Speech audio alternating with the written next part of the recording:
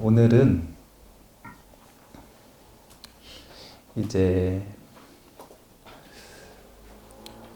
새로운 특강 주제를 결정하기 전에 두 번의 시간이 있었어요. 오늘하고 12월에 토요일 아니고 일요일 날 한 번. 이 12월에는 도저히 일정이 안 나서, 그리고 나서 이제 한 달 정도 방학을 하고, 그리고 나서 이제 다시 2월에 이 새로운 특강 주제를 해야 되는데, 그 두 번을 뭘 할까 이제 고민을 하다가 초전법륜과 전법선언이라고 하는 텍스트를 통해서 초기 불교를 본다 이렇게 얘기를 했는데, 결국은 뭘 보려고 하는 거냐면요, 이 아주 극초기, 완전 초기 교단의 역사를 보려고 그러는 거예요.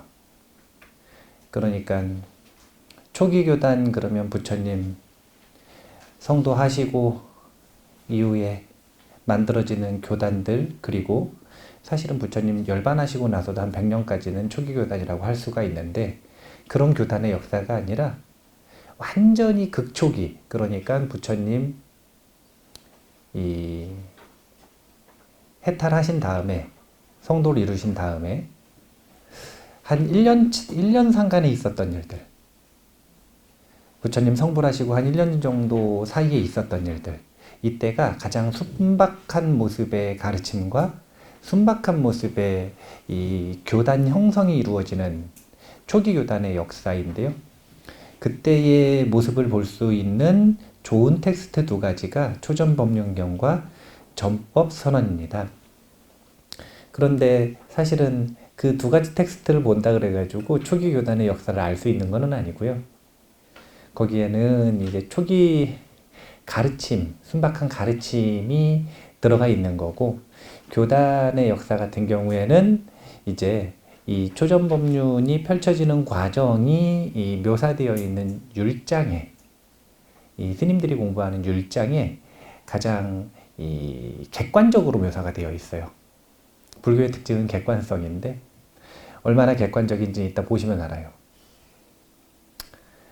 신성을 보호하고 이런 거 없어요. 그냥 있는 그대로 있는 그대로. 어떤 외국에 있는 유명한 신학자가 한국 교회는 어떻게 성장했는가 궁금해가지고요, 한국 교회에 대해서 연구를 하고 한국 교회에 직접 방문을 했대요. 그리고서 돌아가서 칼럼을 썼대요. 뭐라고 썼냐면, 한국 교회에는 예수가 결핍되어 있다. 제가 교회 비난하려고 그러는 게 아니라 무슨 얘기하려고 그러냐면, 한국 불교에는 석가모니 부처님이 결핍되어 있다, 이 이야기를 하고 싶어서 얘기를 하려고 그러는 거예요. 우리가 아침 저녁으로 예불을 할 때 시아본사 석가모니불이라고 하잖아요. 근데 석가모니 부처님에 대해서 잘 몰라요. 석가모니 부처님이 1년 차에 어떤 일이 있었는지, 2년 차에 어떤 일이 있었는지, 가장 중요한 제자들 중 둘인 사리불존자와 목건연존자는 도대체 언제 석가모니 부처님 깨달으신다면 언제 출가하신 건지, 어떤 인연으로 출가하신 건지 생각해보면, 석가모니 부처님이 교주잖아요. 근데 교주에 대해서 너무 무지해요. 역사상에 있는 교주에 대해서 너무 무지하다. 그래서 초기 교단의 역사를 보는 건 다른 게 아니라, 이 결핍되어 있는 석가모니 부처님, 그것도 신격화된 석가모니 부처님 말고요, 인도를 살아갔었던 인간 석가모니 부처님의 모습에 대한 기록들을 우리가 한번 살펴보는 것이다, 이렇게 생각을 하시면 될 것 같아요. 부처님께서 몇 세에 깨달으셨죠? 35세. 인도 나이를 어떻게 세나 모르겠네요. 만으로 세나 태어나자마자 0세인가 1세인가 모르겠네요. 우리는 1세죠. 거기는 0세면은 거기는 35세면 만 35세인 거잖아요. 네.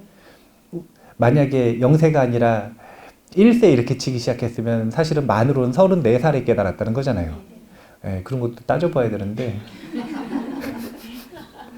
아니, 근데 이게 재밌는 게 다른 종교였잖아요. 그럼 되게 중요한 주제예요, 이게. 이런 거 하나하나가 되게 중요한 주제예요. 왜냐면 교주에 대한 것이니까. 그런데 불교에서는 뭘 그런 걸 따져? 뭘 그런 걸 따져? 이런 생각을 한다는 것 자체가 성격이 굉장히 많이 다른 거예요.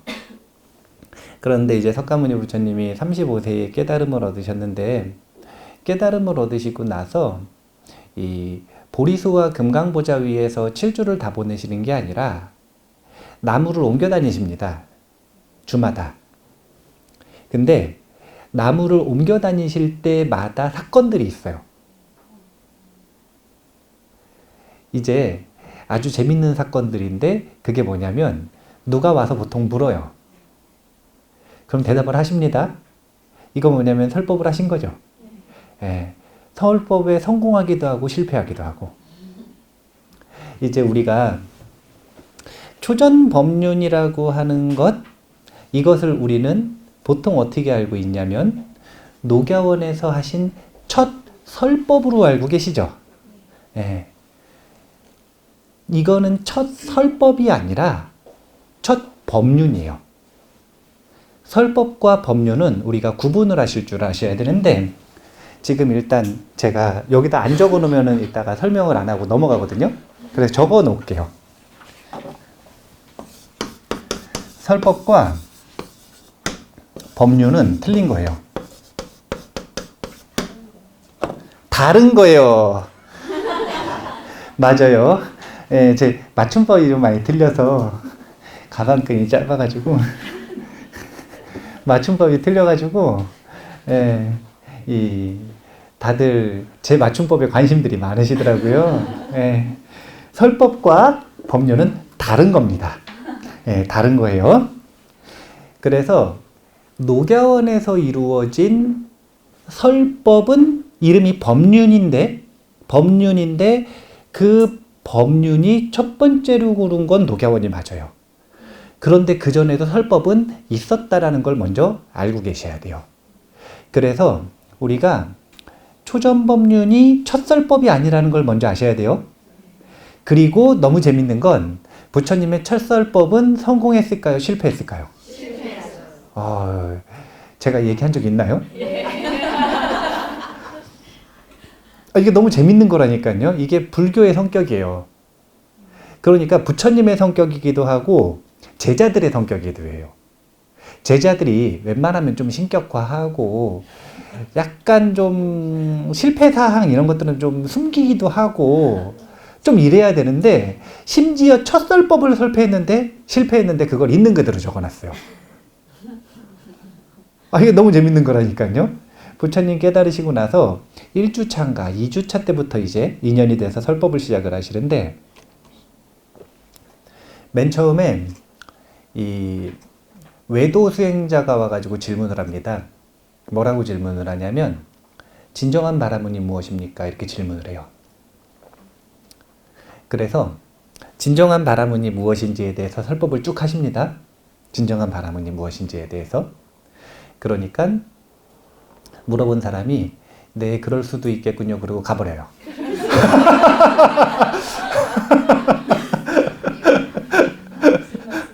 예, 그럴 수도 있겠군요. 그러고 가버려요. 지금 이거 성공이에요? 실패예요? 물론 이렇게 적어놓고 너무 솔직히 적어놓으니까 후대의 주석가들이 좀 민망했나 봐요. 그래서 주석을 막 해요. 애써서. 저렇게 대답하는 건 무조건 부정의 의미가 아니라 긍정의 의미일 수도 있다. 이러면서 주석을 막 하는데, 아무리 그래봐야 누가 봐도 성공은 아닌 건 확실하단 말이에요. 그러니까 초기 교단의 역사를 보면 정말 깜짝깜짝 놀라게 불교의 성격이 잘 묘사가 되어 있어요. 불교는 있는 그대로를 말하는 집단이에요. 그래서 있는 그대로를 추구하기 때문에 교주에 대해서도 거짓을 말하지 않아요. 3주차에는 이 설법에 성공을 하지 못하고, 아니, 성공을 합니다. 3주차 때는 그 다음엔 누가 오는 거냐면, 이 용왕이 와요, 용왕.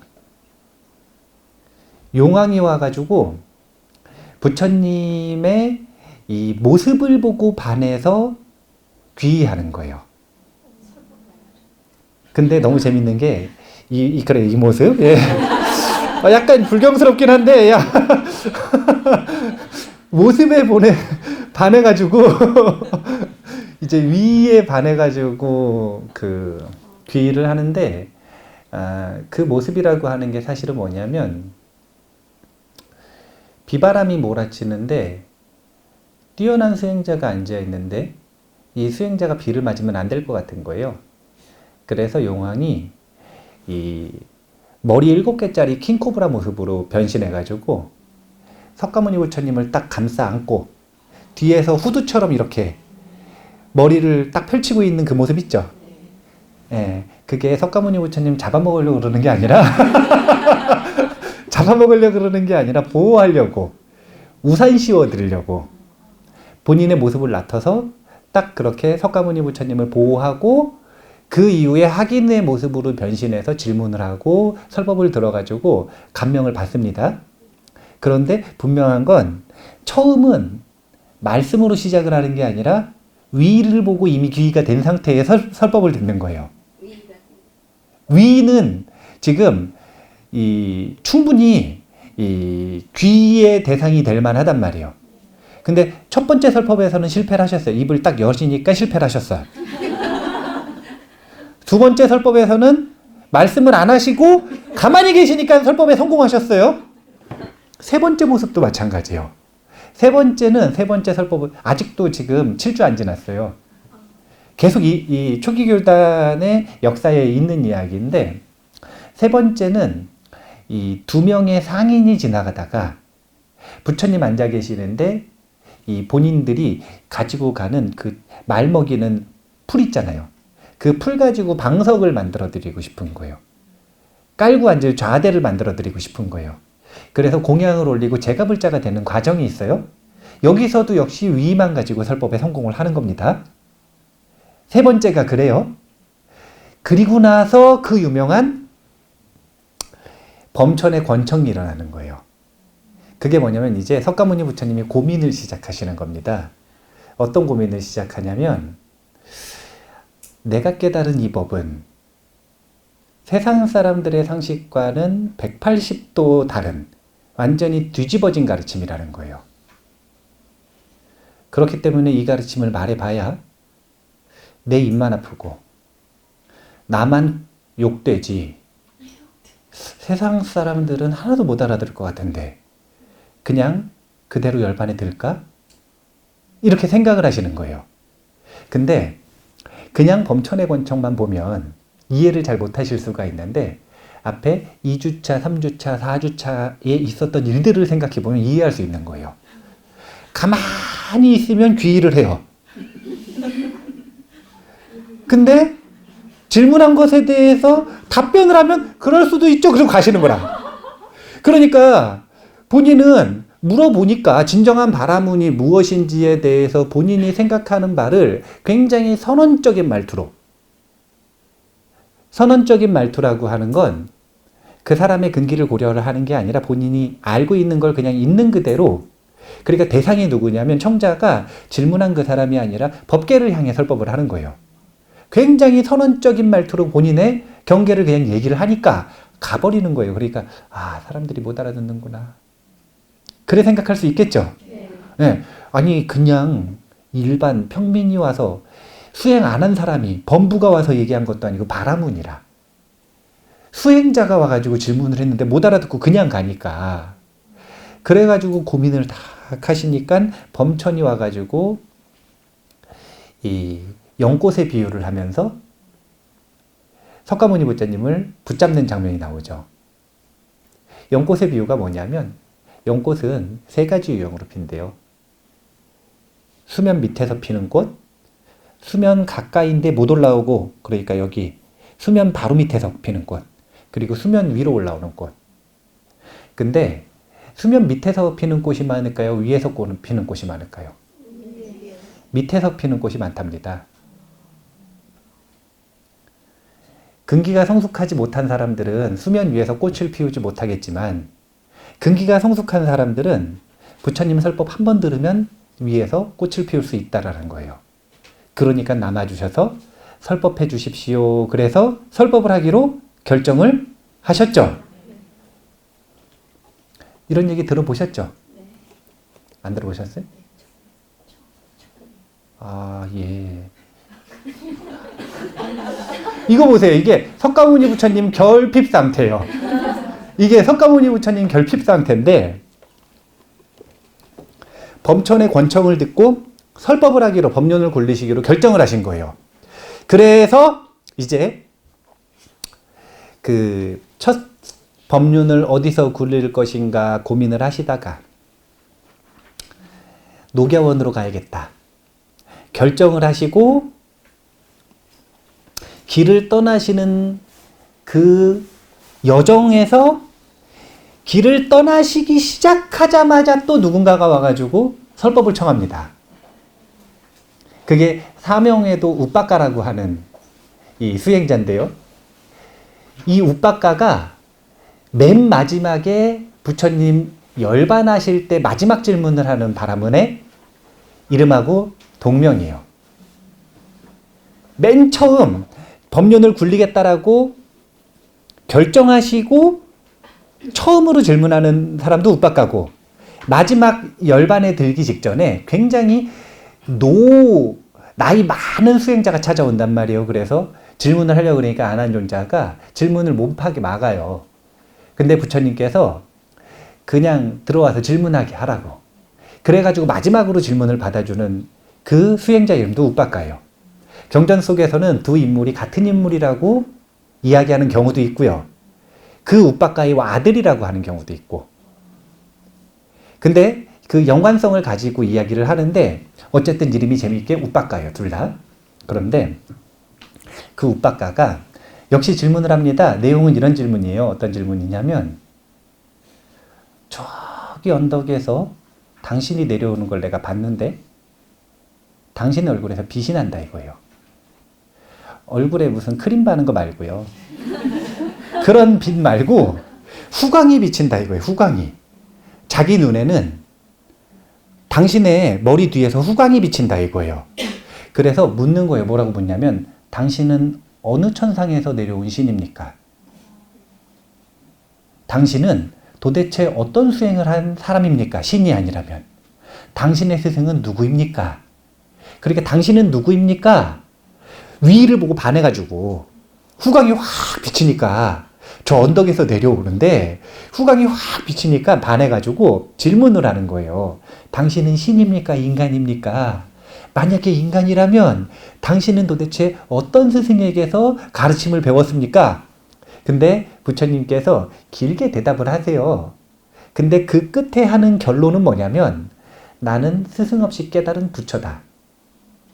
나는 스승 없이 홀로 깨달은 붓다다. 일체지자다. 이게 결론이거든요.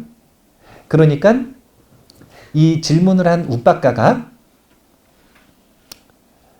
석가모니 부처님께 귀의했을까요? 아니면 그냥 갔을까요?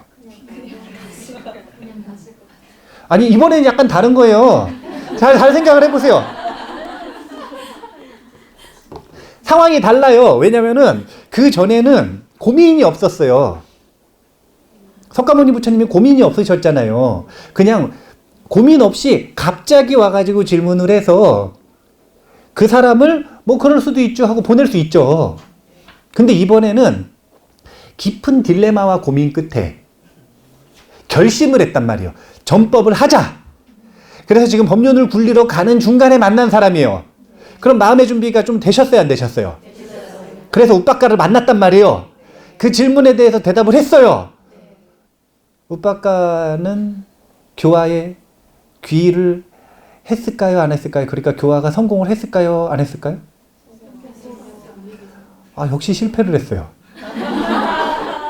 우빠까가 뭐라 그러냐면 그럴 수 있죠. 그리고 그럴 수도 있겠죠. 그리고 가버렸어.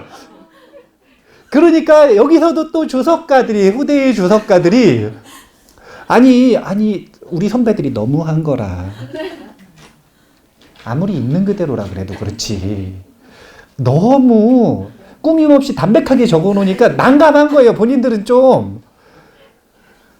그때 이 주석을 하는 시기라고 하면 요 인도 사회에 이 주된 위치를 가지고 있는 이 힌두와의 경쟁이 있을 때일 수 있는데, 힌두와 경쟁을 할 때 힌두의 신들은 뭐 브라만, 뭐 비슈누, 뭐 쉬바 해가지고 막 엄청 멋있고 막 이렇게 나오는데, 석가모니 부처님은 첫설법에도 실패를 하고 전법선언 한 다음에 나가면서 또 실패하신 거 그대로 적어놓은 거예요. 그러니까 주석을 하기를 뭐라 그러냐면 인도에서는 이게 긍정의 표시다 이런 주석을 인도에서는 고개를 절레절레 흔들었다, 이게 우리나라에선 부정인데 인도에서는 이게 긍정의 표시다 이런 식으로 주석을 하는 거예요. 아니 인도에서 이게 주석이 이게 긍정이 아니다가 아니라 그렇게까지 뭘 주석을 해요. 있는 그대로 적어놨는데. 근데 이제 이런 얘기를 할 수 있는 건, 지금은 신성에 대한 거품들이 많이 빠진 시대에 우리가 살고 있으니까 이런 얘기들을 아무렇지도 않게 할 수 있는 거예요. 너무 신성의 거품이 부풀어서 그 거품을 빼야 되는 시기에 우리가 살아가고 있기 때문에 이런 얘기를 아무렇지도 않게 하는 거지, 한 100년 전에만 이런 이야기를 해도 저 혼나요. 요즘도 혼나요. 요즘도. 이거 이제 유튜브 올라가면 또 전화 온다고요. 석가모니 부처님 그렇게 얘기하지 말라고. 무서운 분들 많은데. 무서운 분들 많은데, 그 우빠까가 그러고 간단 말이에요. 이제 첫 번째 전법 선언을 하기 시기 전에 가지고 있었던 딜레마가 더 증폭될 것 같지 않으세요? 왜냐하면 그전에는 본인이 준비를 안 했잖아요. 그런데 그 이후에는 지금 마음을 딱 먹고 이제 세상의 법을 펴야겠다. 그래서 오비구까지 대상까지 결정해 놓고 가는 길 중간에 시작에서 만난 우빠까한테 교화에 실패를 한 거예요. 그러면 고민할 시간이 충분히 주어진다면 고민이 참 많겠죠.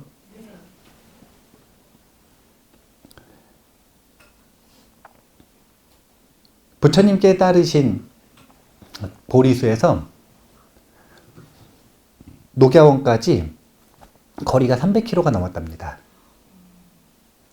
그 300km가 넘는 거리를 단순하게 매일 무슨 구보하듯이 걸어도요 10일은 걸려요. 그런데 인도는 덥잖아요.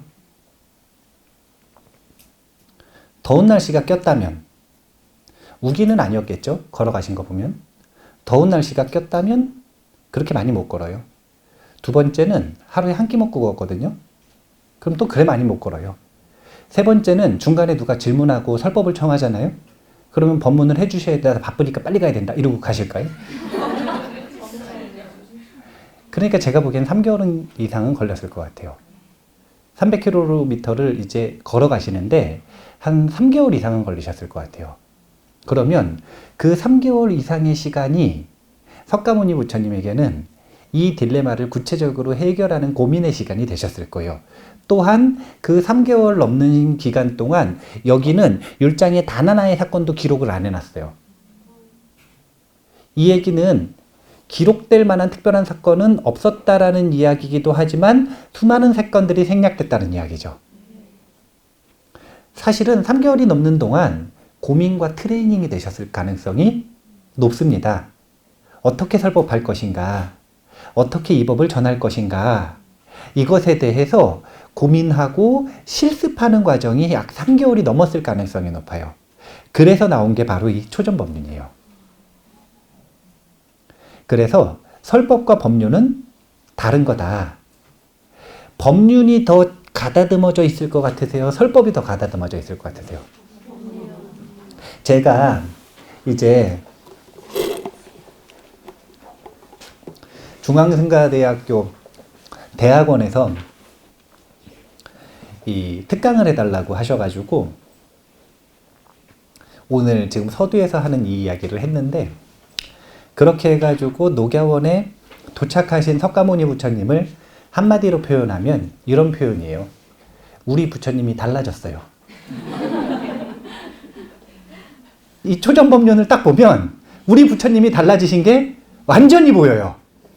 사실은 제가 이제 나중에 기회가 되면 앞에서 이야기했었던 2주차에 만난 바라문에게 하셨던 설법, 욱박가에게 했던 설법, 용왕에게 했었던 설법, 이런 것들도 소개하면 좋은데 생각보다 길어가지고 그것만으로 사실은 한 번 시간을 잡아야 돼요. 그래서 오늘은 초전법륜경을 보는 게 중요해서 그런 사건이 있었다라는 것만 하고 넘어가는데, 그 설법들을 보면 사실은 훨씬 명확해져요. 설법의 성격의 차이가 훨씬 명확해져요. 그러니까 이런 것부터 한번 보면 돼요.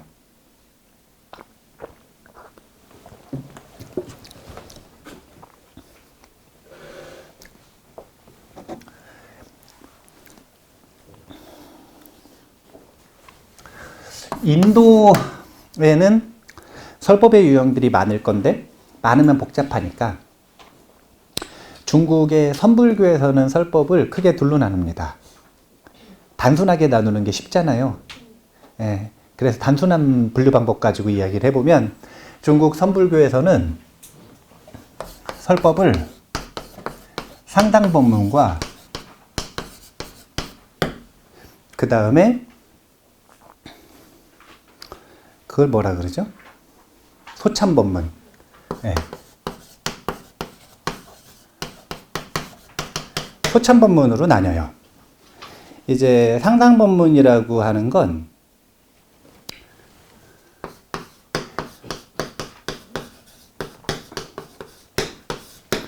선언적인 말투를 씁니다. 상당법문은 사람, 수행자, 청자를 위해서 하는 법문이 아니에요. 그냥 본인이 보는 경계, 깨달음의 경계를 법계를 향해서 선언하는 법문이에요. 그래서 상당법문을 선사들이 할 때는 대부분의 사람들이 멍해요. 무슨 말일까? 무슨 말일까? 그리고 또 설법하시는 방식도 다양하셔서 어떤 스님은 올라와셔도 한마디도 안 하고 있는 게 설법이고, 어떤 스님은 올라오셔서 주장자 치고 소리 한번 지르고 내려가시고, 이런 식이에요. 어떤 스님은 옛 고사를 가지고 이야기를 하시는데 무슨 말인지 하나도 못 알아듣겠고, 어떤 스님은 본인의 깨달으신 경계를 본인만 알아듣는 시를 가지고, 선시를 가지고 쭉 한번 읊어주시고 내려가시는데 역시 아무도 못 알아듣겠고, 그런 부류의 설법이 상당법문이에요. 그러니까 이 상당법문은 어떤 가치가 있는 거냐면, 극소수의 선언적 말투를 알아들을 수 있는 근기가 되어 있는 사람이 있죠. 준비가 되어 있는 사람. 그런 사람들에게 굉장한 힌트가 돼요. 그러니까 그 사람들이 가지고 있는 깨달음의 씨앗을 딱 촉발시켜 줄 수 있는 굉장히 유용한 자산이 되는 거죠. 그렇기 때문에 가치가 있어요. 근데 이제 대중법문으로서는, 많은 사람들이 알아듣는 법문으로서는 사실은 역할을 하기가 어려워요. 그러면 그런 상당법문을 많이 하시는 큰 스님들이 항상 못 알아듣는 소리만 하느냐? 그게 아니에요. 소참법문이라는 걸 하시는데, 소참법문을 할 때와 상당법문을 할 때는 격식 자체도 좀 많이 틀려요. 원래는 지금 이렇게 칠판 앞에 이런 책상이 있는 게 아니라 저 부처님 앞에 이렇게 요 좌대가 딱 있으면 그 좌대 올라가서 하시죠. 네, 그렇게 올라가서 하실 땐 보통 상당법문을 하시는 거예요. 보통. 그런데 그게 아니라 이제 같이 사는 대중들이 있단 말이에요. 근데 아침에 차 마시다가, 이제 공사 끝나고 나서 차 마시다가 그날의 하루의 설법을 해주시는 거예요. 이럴 때는 상당법문이 아니라 소참법문을 하시는 거예요. 그러니까 소참법문 같은 경우에는 선언적이지 않고, 선언적이라고 하는 건 누구를 향하고 있는 거냐면 그냥 법계를 향하고 있다면,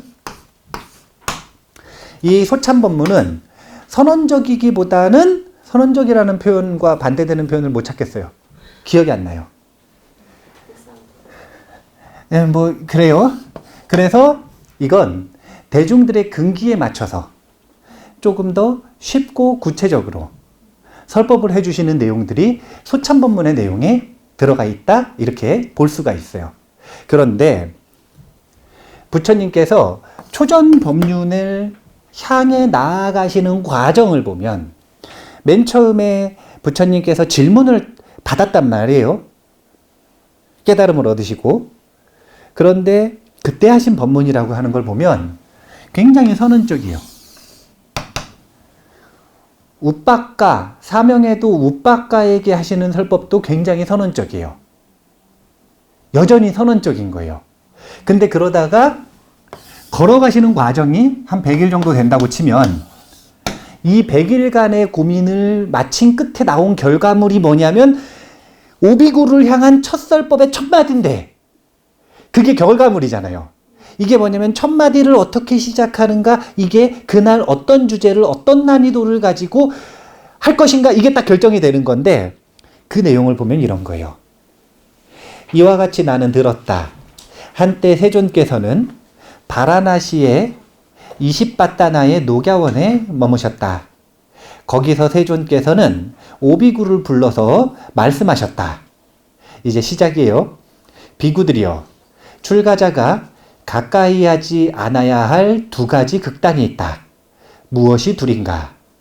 그것은 저열하고 촌스럽고 범속하고 성스럽지 못하고 이익을 주지 못하는 감각적 욕망들에 대한 쾌락의 탐닉에 몰두하는 것과 괴롭고 성스럽지 못하고 이익을 주지 못하는 자기 학대에 몰두하는 것이다.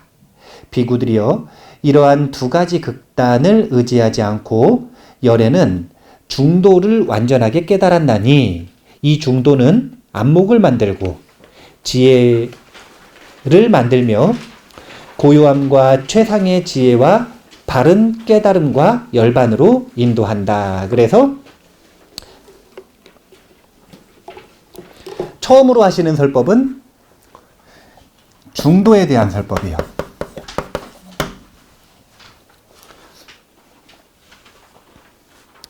이 주제 선택에 대해서 잘 보셔야 되는 건데,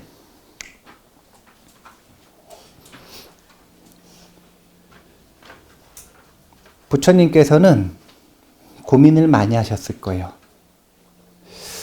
오비구들을 만나가지고 어떤 설법을 해야 내가 깨달은 이 진리를 전달할 수 있을까? 효과적으로. 못 알아듣고 나만 피곤하지 않고 지금 세상의 상식과 완전히 정반대로 뒤집어져 있는 이 가르침을 어떤 주제를 가지고 어떻게 설법을 해야 될까? 이런 고민을 많이 하신 결과 나온 게 저 중도라는 주제인데, 저 주제를 왜 선택을 하신 거냐면 이제는 선언적이지 않고 대중의 근기를 고려를 하는 거예요. 어떻게 고려를 하고 계시는 거냐면, 이 오비구가 누구냐면요, 석가모니 부처님이 6년 고행을 하시는데 옆에서 시봉하면서 같이 고행을 수행한 수행자들입니다. 그렇게 알고 계시죠? 그런데 이 사람들은 그전에는 누구였냐면 석가족의 왕족들이라 그래요. 석가족의 귀족들. 그러니까 석가족의 왕이었던 부처님의 이 부왕이죠. 부왕이 하나뿐인 아들, 그리고 석가족의 보름달이라고 불리고 사랑받던 그 아들이 전륜성왕이 되어줄 줄 알았는데 출가하겠다고 출가를 해버린 거예요. 그러면 뭔가 가슴이 아프게 했죠. 그러면서도 또 돌아왔으면 좋겠어요, 안 좋겠어요? 좋겠죠.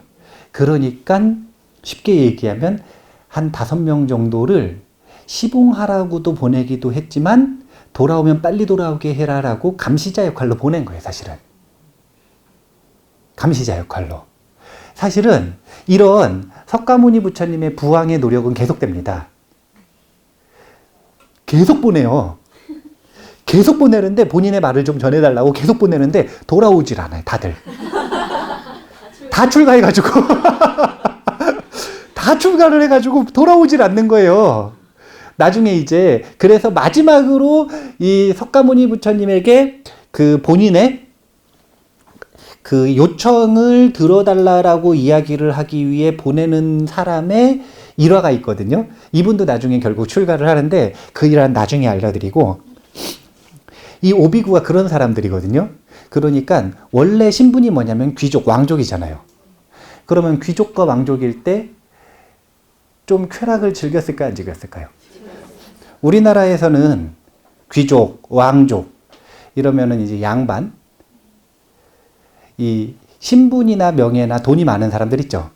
이런 사람들이 쾌락을 즐기면 부정적으로 봐요, 긍정적으로 봐요? 부정적으로 보죠. 네, 그런 문화를 가지고 있죠. 인도는 그런 문화가 없어요.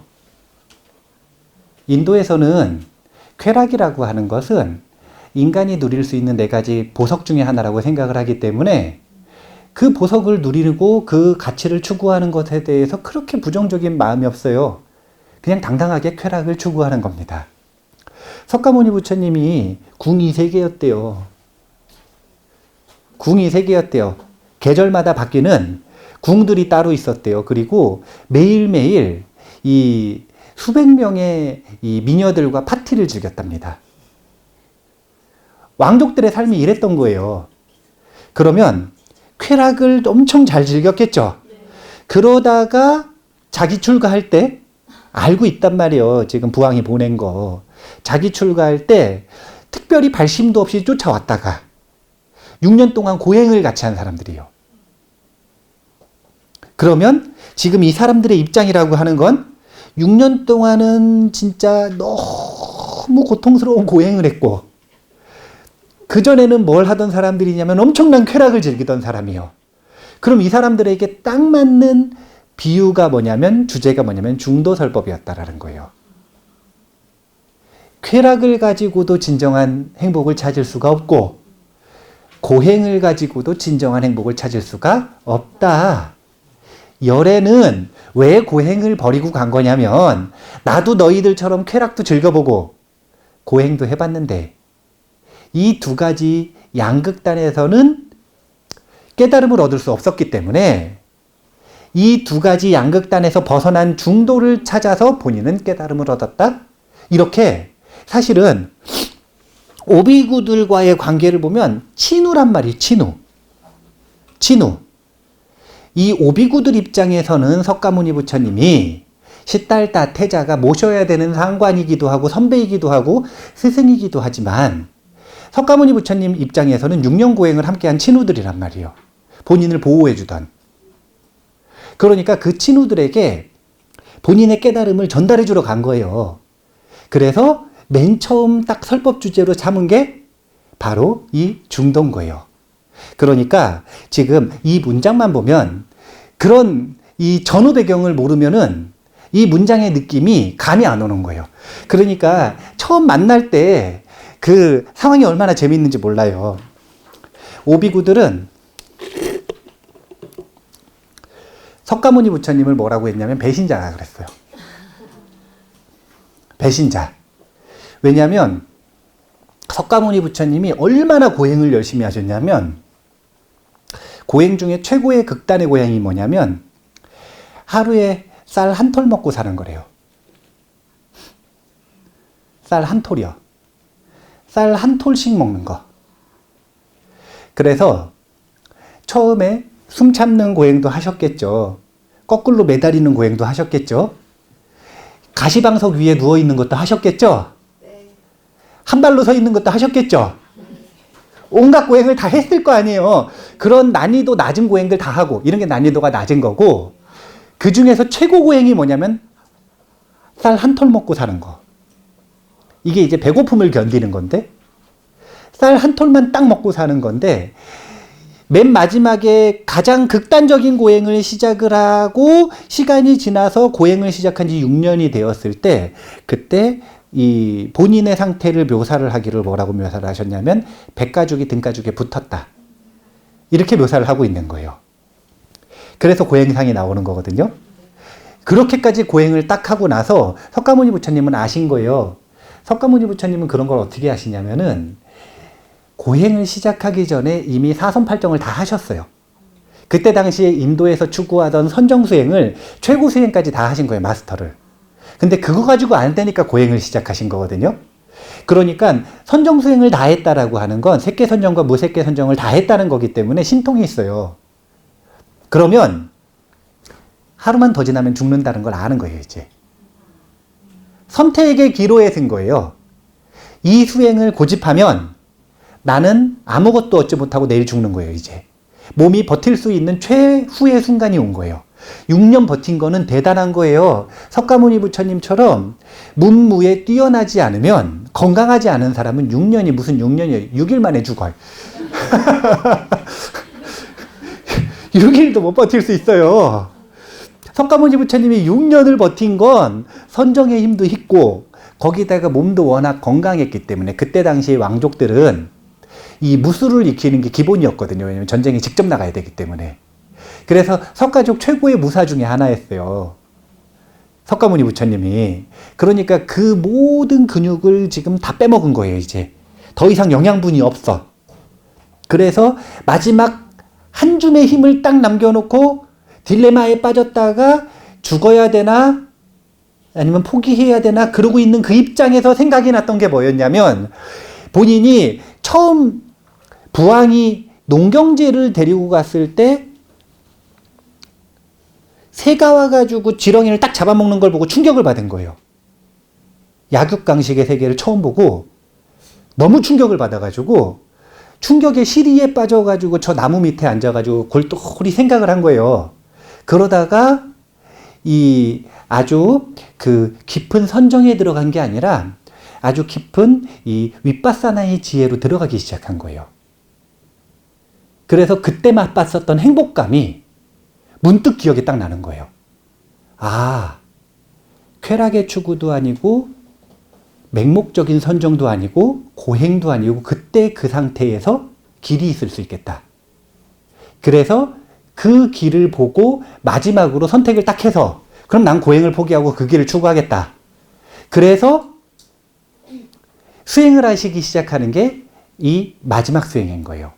그런데 오비구들이 보기에는 그런 과정이 보여요, 안 보여요? 오비구는 얘기했다시피 사실은 좀 억지로 쫓아와가지고 붙잡혀서 고행하고 있는 입장이라. 석가모니 부처님 시달타 태자를 존경하니까 모시고는 있으나 숨 참으면서 모셔야 되고 안 먹으면서 모셔야 되고 가시방석 위에 앉아서 모셔야 되고 거꾸로 매달려서 모셔야 되고 이거 고행 같이 해야 되니까 아주 죽겠는 거예요. 근데 정말 그 위대하게 고행하는 모습을 보고서 젊은 이들이니까 감명을 받아가지고 길을 쓰고 했는데 포기하고 가버린 거예요. 한 5, 6년 그렇게 하면 본인이 하는 일에 대해서 가치를 많이 두고 집착을 하게 되잖아요. 이 길이 위대한 길이다. 그런데 석가모니 부처님, 그때는 부처님이 아니니까 시달타 태자는 자기 목숨을 건지기 위해 이 길을 포기하고 갔다 이거예요. 그래서 석가모니 부처님이 깨달으신 건 몰라요. 근데 배신자 시달타 태자가 저쪽에서 걸어오는 걸 본 거예요. 녹야원에서 오비구가 앉아가지고 딱 있으면서 오비구가 서로 이렇게 얘기를 합니다. 뭐라고 얘기를 하냐면, 야, 우리 저기 배신자 시달타 태자가 오는데 인사를 해도 아는 척도 하지 말자. 야, 인사를 해도 아는 척도 하지 말자. 일어나서 오셨냐고 인사도 하지 말고 바로도 받아들이지 말고 가사도 받아들이지 말자. 평소에 그렇게 했다는 거죠. 그러니까 우리가 이제 저 시달타 태자는 배신자니까 딱 그렇게 결심을 굳게 하고서 딱 있는데 석가모니 부처님이 가까이 오시니까 그 가까이 오신 모습 위만 보고 벌떡 일어나가지고 자기도 모르게 위를 보고 벌떡 일어나서 아유 저희 가사 받아들이고 바로 받아들이고 여기 오셔가지고 앉으시라고 그래서 부처님 딱 앉으신 다음에 부처님께 질문, 이제 얘기를 이제 서로 안부 묻는 그런 안부들을 묻는 과정 속에서 뭐라 그러냐면, 이 시달다 태자여 이렇게 불렀나 그래요. 그러니까 석가모니 부처님이 뭐라고 표현을 하시는 거냐면, 나를 그렇게 부르지 마라. 나는 완전한 깨달음 일체지를 얻은 붓다이니 세존이라고 불러라. 나의 명칭을 바꿔라 이거죠. 그런 과정을 이제 이야기를 하시는데, 그래서 이 나를 그렇게 부르지 말고 세존이라 불러라 라고 명칭을 수정을 해주시고 서로 안부 얘기를 좀 하시겠죠. 그러다가 지금 이 법문을 시작을 하셨겠죠. 그러니까 설법을 시작하시는 과정이라고 하는 건 석가모니 부처님은 대부분이 첫 번째 위에서 대부분이 귀의를 해요. 석가모니 부처님을 딱 보자마자 대부분이 귀의를 하는 경우들이 많이 있고요. 마음이 불안했던 사람은 석가모니 부처님을 보자마자 그냥 마음이 안심되는 거예요. 그래서 마음이 편안해진 상태에서 설법을 하시는 게 대부분이에요. 그런데 그런 과정이 있다라는 걸 먼저 아셔야 되고, 두 번째 주의해서 보셔야 되는 건 나를 붓다, 세존이라고 불러라 라고 말씀하시는 부분.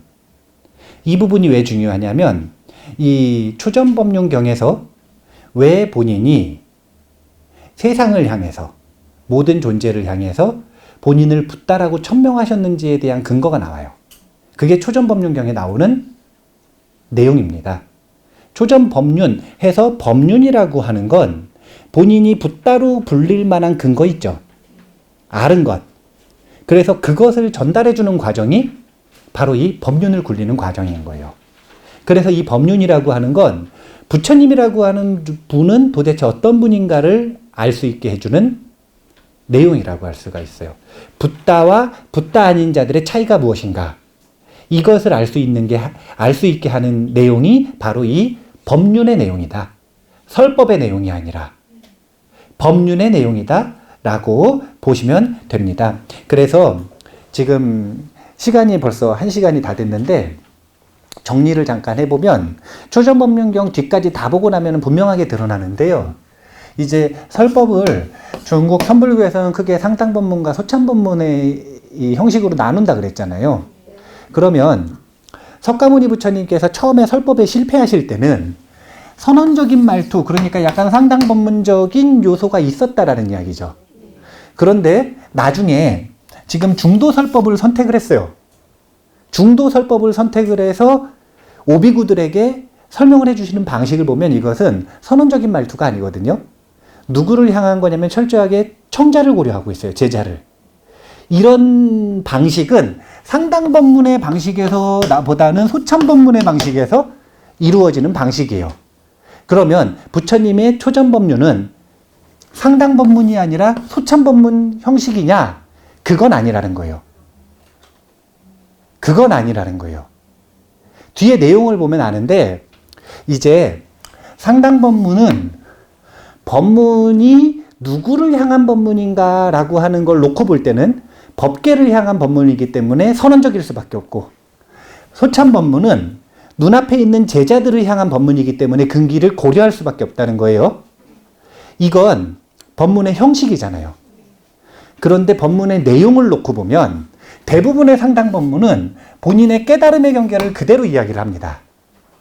소참법문은 깨달음의 경계를 이야기를 하는 게 아니라 제자가 해결해야 되는 문제나, 제자가 도약해야 되는 문제나, 제자의 번뇌나 깨달음을 이끌어주는 것이기 때문에 내 수준을 이야기하는 게 아니라 제자의 수준을 이야기를 하는 게 소참법문의 주제예요. 그러니까 난이도, 주제의 이 높고 낮음을 놓고 보면 상당법문은 상당히 높은 진리를 이야기를 하는 거고, 소참법문은 작은 주제를 얘기를 하는 거예요. 그러니까 이거는 설법자의 근기를 보여주는 거고, 소참법문은 듣는 자의 근기를 고려하고 있는 법문인 거예요. 그런데 이 법문 주제의 난이도, 질을 놓고 볼 때 법륜은 결코 제자의 근기에 맞는 법륜이 아니에요. 제자의 근기에 맞는 형식을 선택을 했지만 그 깨달음의 깊이는 본인의 깨달음을, 석가모니 부처님 본인의 깨달음을 그대로 보여주고 있다는 거예요.